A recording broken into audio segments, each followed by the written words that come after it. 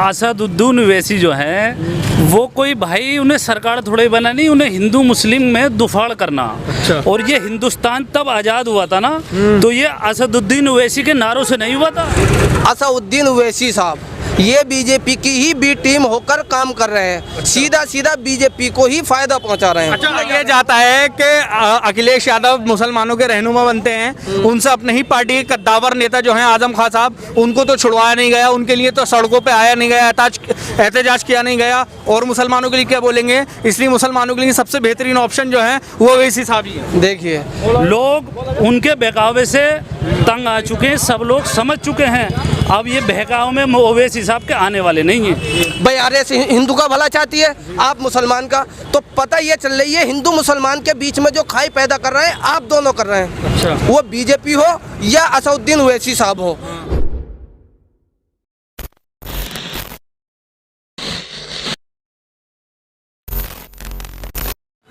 नमस्कार, आदाब, फैजान फारूकी नाम है मेरा और इस वक्त आप देख रहे हैं द पब्लिक व्यू। इस वक्त मैं मौजूद हूँ पश्चिमी उत्तर प्रदेश के ज़िला संभल में। हम आपको इस वक्त द पब्लिक व्यू आपको दिखा रहा है इस वक्त जगह जगह से कि लोग इस वक्त उत्तर प्रदेश में किसको चाह रहे हैं, अपना मुख्यमंत्री, अपने विधायक के तौर पर किसको चाहते हैं। बीती जो सरकार है, ये इस टाइम जो सरकार चल रही है योगी आदित्यनाथ की सरकार, इसको लोग किस तरह से देखते हैं? क्या आदित्यनाथ को फिर से देखना चाहते हैं उत्तर प्रदेश का मुख्यमंत्री, या इस बार बदलाव चाहते हैं? हाँ जी सर, क्या नाम आपका? मोहम्मद अली नाम है सर मेरा। अली भाई, किसको देखना चाहते हैं मुख्यमंत्री के तौर पर, क्यों? अखिलेश यादव को। क्या वजह है अखिलेश यादव? अखिलेश यादव विकास पुरुष है। अच्छा। वो विकास करते हैं जी। और अब भी उन्होंने ऐलान कर दिया कि उत्तर प्रदेश के अंदर अगर समाजवादी पार्टी की सरकार बनी तो 300 यूनिट बिजली पूरे उत्तर प्रदेश के अंदर हर घर को दी जाएगी। अच्छा। उन्होंने ऐलान करा कि 10 लाख युवाओं को पहले ही कैबिनेट में रोजगार दिया जाएगा, उन्हें नौकरी दी जाएगी। उन्होंने ऐलान करा है कि विधवाओं को पेंशन दी जाएगी। ये योजनाएं हैं जो गरीब के घर तक पहुंचती है अखिलेश यादव जी की। अच्छा। इन योजनाओं के माध्यम से उन्हें उत्तर प्रदेश की पब्लिक पसंद करती है। और ऐसा नहीं कि वो वादे कर रहा है, क्योंकि अब सरकार, वो अब टाइम आ गया चुनाव का, तो बिना बादलों के बारिश तो बहुत होगी, जुमलों की बौछार होगी, लेकिन अखिलेश यादव उत्तर प्रदेश के अंदर पहले ऐसे मुख्यमंत्री हैं जिन्होंने उत्तर प्रदेश के अंदर सड़कों से लेके 100 नंबर से लेके डायल 100 से लेके 108 वो योजनाएं चलाई हैं जिससे सीधा जनता को लाभ मिला है। अच्छा, आपने कहा कि उत्तर प्रदेश के लिए पसंद माने जा रहे हैं अखिलेश यादव। एक और नेता हैं AIMIM के असदुद्दीन ओवैसी, तो उनको भी पसंद काफ़ी किया जा रहा है, तो इस पर क्या कहना है आपका?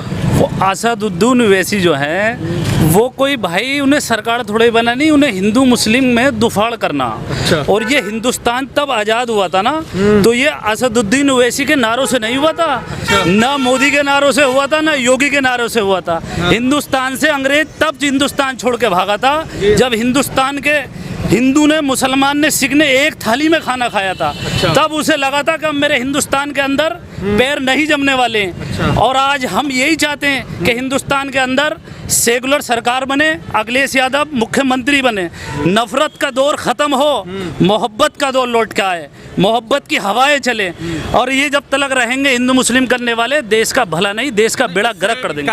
कहते ये हैं कि ओवैसी साहब के आने से मुस्लिम हिस्सेदारी जो है वो आ जाएगी, इसलिए अखिलेश यादव उनको एक्सेप्ट नहीं करते। मैं चैलेंज करता हूं, अगर वो मुसलमानों के हमदर्द है ना ओवैसी साहब, तो वो चुनाव नहीं लड़े। अच्छा। क्योंकि उनके चुनाव लड़ने से अभी बिहार के अंदर क्या हुआ था, एक सेकुलर सरकार बनने जा रही थी, उन्होंने वो रोक दी।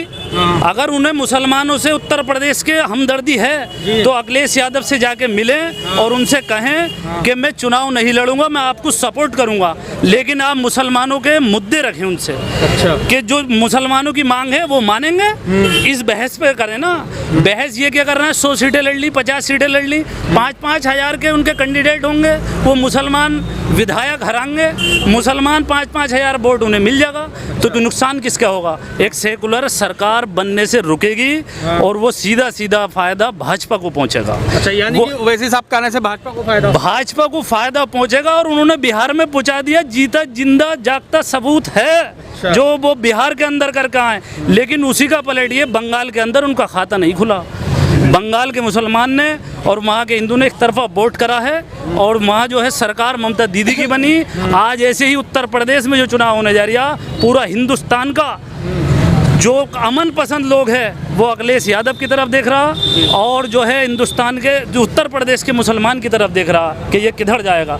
लोग उनके बहकावे से तंग आ चुके हैं, सब लोग समझ चुके हैं, अब ये बहकाव में ओवैसी साहब के आने वाले नहीं हैं। हाँ जी सर, आप बताइए क्या नाम है आपका? मेरा नाम तारिक किदवई है। तारिक साहब, किसे देखना चाहते हैं आप मुख्यमंत्री के तौर पर और क्यों? देखिए, नौजवानों की और बेरोजगारों की और जितने अमन पसंद लोग हैं उनकी पहली पसंद अखिलेश यादव जी हैं। समाजवादी पार्टी है जिन्होंने विकास 108 एम्बुलेंस, 100 डायल और आगरा एक्सप्रेसवे और भी ऐसी कितनी योजनाएं उन्होंने दी हैं जो उत्तर प्रदेश को चमन बनाने का काम अगर किसी ने किया है तो माननीय आदरणीय अखिलेश यादव जी ने कहा है किया है। आप एक युवा हैं, युवा के तौर पर मैं देखता हूं कि ओवैसी साहब को युवा जो हैं ज़्यादा एक्साइटेड रहते हैं, उनको लेकर ओवैसी साहब की तरफ ज़्यादा मुतवज्जो रहते हैं, तो क्या आप युवा के तौर पर उनकी तरफ जाना पसंद नहीं करेंगे एक मुस्लिम युवा के तौर? अरे भाई देखिए, अल्लाह ताला ने दिमाग दिया है। अच्छा। और ये सोच समझकर फैसले लेने का टाइम होता है। ये इलेक्शन का टाइम आ गया। ओवैसी साहब अब से 4.5 साल तक कहाँ रहे? अच्छा। वो 4.5 साल पहले दिखे थे यहाँ पर, उसके बाद वो 4.5 साल तक कहाँ रहे? अब फिर इलेक्शन आ गया, फिर आ गए। अच्छा। तो हमें ऐसा लीडर नहीं चाहिए जो हमें बंटवारे करा दे, हिंदू को मुसलमान से और मुसलमान को हिंदू से लड़ा दे। अच्छा। हमें सेकुलर पार्टी चाहिए जो कि विकास की तरफ ले जाए, देश का भला करा दे। तो वो तो लगातार बीजेपी के खिलाफ बयानबाजी करते हैं, बीजेपी के खिलाफ बोलते हैं और चाहते हैं कि मुस्लिम क़यादत जो है उत्तर प्रदेश में और हिंदुस्तान में आगे आए।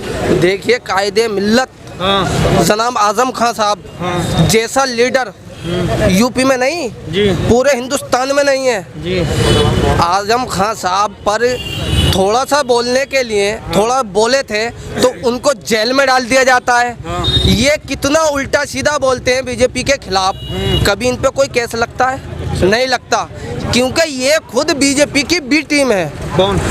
असदुद्दीन ओवैसी साहब, ये बीजेपी की ही बी टीम होकर काम कर रहे हैं। सीधा सीधा बीजेपी को ही फायदा पहुंचा रहे हैं। अच्छा, जैसे ये वाली बात है, कई बार ऐसा होता है तो नीचे कमेंट में आता है कि जो जैसा आप लोग हैं समाजवादी को सपोर्ट कर रहे हैं, ये दरी बिछाने वाला गैंग और एक एक प्लेट बिरयानी में वोट देने वाला गैंग है। मैं पूछना चाहता हूँ उन लोगों से कि आपने हम मुसलमानों का सौदा कितने पैसों में किया है बीजेपी से?